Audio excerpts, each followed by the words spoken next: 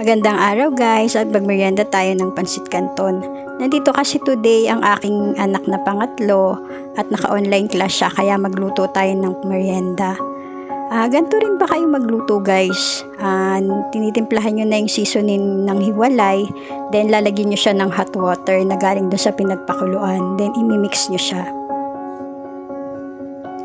Kasi mostly nangyayari, pagka-drain mo ng pansit canton, di ba? Paglagay mo ng seasoning, dry na siya. Kaya, ganyan ang ginagawa namin. At least, pag dinry mo yung pansit canton, then, in-strainer mo, kahit na tuyong-tuyo na siya, medyo saucy pa rin, di ba? At ayan, i-mekos-mekos na natin yan.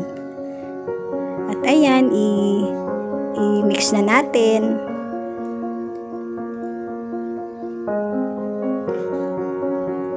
At i-mekos-mekos ulit natin.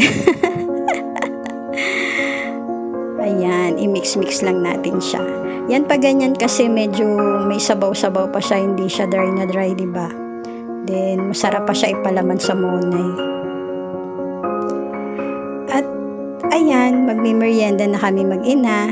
At yun lang guys, maraming salamat sa panonood.